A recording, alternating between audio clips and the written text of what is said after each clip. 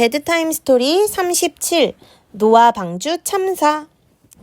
아침 식사를 끝내고 엄마는 식기세척기에 그릇을 넣으면서 마지막 주문을 하였어요. 얘들아, 손님들이 곧 오실 거야. 방 청소 깨끗이 해놓아라. 1시간 후에 흰 장갑을 끼고 검사할 테니 먼지 하나 없이 잘 청소해야 한다. 알겠니? 아이들은 급히 방으로 가서 침실을 잘 정리하고 더러운 옷을 치우고 가구에 먼지를 닦았어요. 캘리포니아에서 오는 작은 아버지 잭과 작은 엄마 도리스 그리고 사촌 레리는 한 번도 콜로라도에 온 적이 없었어요. 그래서 이것은 매우 특별한 행사였어요. 엄마는 모든 것이 완벽해야 한다고 선언하였어요. 잔디밭은 잘 깎고 가장자리도 정돈하였어요. 민들레도 뽑아내고 창문도 닦았어요. 거실도 먼지 하나 없이 청소하였어요. 엄마는 심지어 돈을 들여서 카펫을 전문가에게 맡겨서 세탁하게 하였어요. 전에는 그런 일이 한 번도 없었거든요. 엄마, 손님들이 오셨어요. 리키가 그들이 탄 차가 주차장 진입로로 들어오는 것을 보며 소리쳤어요. 빨리! 엄마가 줄리에게 소리쳤어요. 내가 나가서 맞이하는 동안 마른 접시를 찬장에 넣어라. 그리고 리키는 아빠에게 가서 빨리 집으로 오시라고 해. 작은아버지 가족이 도착했다고 알려드리렴. 순식간에 모든 것이 치워졌어요. 와우. 줄리는 현관에 들어서는 작은아버지 가족을 환영하려고 거실로 달려갔어요.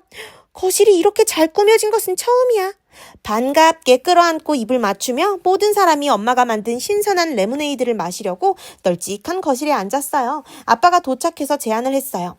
어두워지기 전에 플래그스테프 정상 로키 산맥과 볼더 시내를 감상할 수 있는 인기 명소 플래그스테프 정상으로 가자. 구경 가자. 위에서 내려다보는 경치가 일품이야. 좋아요. 작은 아버지가 대답했어요. 우리는 시간이 나면 산에 가는 것을 좋아해요. 누가 같이 갈래? 아빠가 물었어요. 모두 가기를 원했어요. 단지 줄리만 빼고요. 줄리는 플래그스테프 정상에 수없이 많이 가봤고 또 그곳으로 올라가는 커브길들을 돌면서 멀미를 했었어요. 게다가 어린 동생들이 귀찮게 하지 않을 때 해야 할 과제가 있었어요. 저는 집에 남아서 교회에 금요일 밤 연극에 사용할 배경화면을 만들 거예요. 줄리가 말했어요. 또 제가 빠지면 한 차로 모두 갈 수 있을 테니까요. 좋아, 엄마가 말했어요. 3시간 후에 돌아오마. 필요한 것이 있으면 핸드폰으로 전화해. 줄리는 집에 혼자 있는 것이 좋았어요. 집안은 조용했고 아무도 그녀에게 무엇을 하라고 시키는 사람이 없었어요. 그래서 다 큰 것 같은 느낌이 들었어요. 줄리는 꿰맨 하얀 침대 시트 2장을 꺼내어 바닥에 펼쳤어요. 그녀는 시트에 색분필을 사용하여 노아 방주를 그릴 생각이었어요. 줄리는 부엌 바닥에 비닐을 깔고 작업을 할 수 있을 것으로 생각했지만 장소가 넉넉지 않았어요. 그녀는 테라스로 나갔어요. 그곳은 넓긴 했지만 바닥이 거칠어서 보기 좋은 그림을 그리기 어려울 것 같았어요. 줄리는 다시 안으로 들어왔어요. 어떻게 하지? 거실 바닥이 좋긴 한데 방금 세탁한 훌륭한 카펫이 깔려 있으니. 엄마에게 거실 바닥에서 배경을 만들어도 되는지 물어볼 생각을 했더라면 좋았을 텐데 마음속 양심이 거실에서 색분필을 사용하는 것은 좋은 생각이 아니라고 말하고 있었어요. 그러나 그녀는 자신에게 반박했어요. 그래서 뭐 나빠질 게 있어?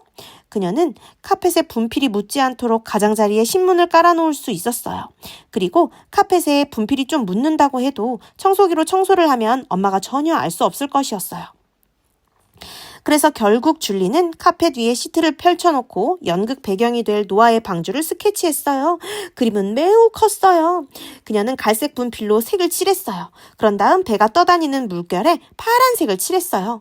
하늘에 밝은 무지개색을 칠해서 그림을 완성했어요. 그녀는 마무리 작업을 몇 번 더 한 다음 스프레이 고정제를 꺼내 분필 그림 위에 뿌리기 시작했어요. 고정제는 분필을 제자리에 고정시켜서 배경화면이 교회로 옮겨져 벽에 걸렸을 때 번지지 않게 해줄 거예요. 줄리는 그림이 마를 때까지 20분을 기다렸어요. 이제 식구들이 돌아올 시간이 거의 다 되었어요. 그녀는 조심스럽게 배경을 집어들었어요. 줄리는 바닥에서 무엇을 보았을까요? 심장이 걱정으로 마구 뛰었어요. 그녀가 그린 그림에서 나온 분필가루가 시트를 뚫고 카펫으로 번져 있었어요. 줄리는 믿을 수가 없었어요. 전문가가 세탁한 카펫 위에 노아의 방주가 그려져 있었는데 노아의 방주를 시트에 그린 게 아니라 카펫에 직접 직접 그린 것처럼 보였어요. 이럴 순 없었어요. 줄리는 어떻게 해야 할까요?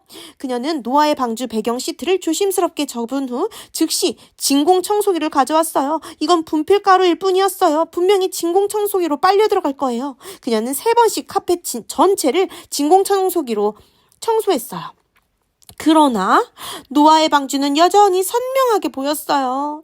그녀는 부엌 싱크대 아래 카펫 샴푸가 있다는 것을 기억했어요. 그녀는 작은 부위에 샴푸를 뿌리고 스펀지를 움켜쥐고 문질러 닦기 시작했어요. 그것은 얼룩이 조금 졌을 때는 효과를 볼 수 있겠지만 노아의 방주는 카펫 전체에 그려져 있었어요. 이대로라면 노아의 방주를 다 지우는 데는 약 2주가 걸릴 것이고 친척들은 곧 집으로 돌아갈 거예요. 마침내 줄리는 손을 들었어요. 줄리는 소파에 털썩 주저앉았어요. 좌절하고 자신에게 화가 나고 부모님을 마주하기가 겁이 나서 눈물이 뺨으로 흘러내렸어요. 엄마는 카펫을 전문가에게 맡겨 세탁하기 위해 오랫동안 돈을 모아야 했어요. 게다가 줄리는 친척들 앞에서 망신을 당하게 되었어요. 친척들이 뭐라고 생각하겠어요? 왜 거실 카펫에서 연극의 배경을 만드는 것은 좋은 생각이 아니라고 경고했던 자신의 머릿속에 떠올랐던 경고의 목소리에 주의를 기울이지 않았을까?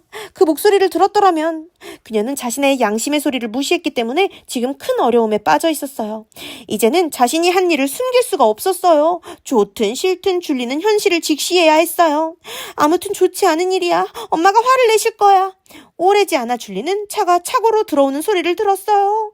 줄리는 카펫에 대한 이야기를 하려고 달려나갔어요. 엄마가 줄리가 한 일을 보고 갑자기 충격을 받아 폭발하지 않도록 하려고요.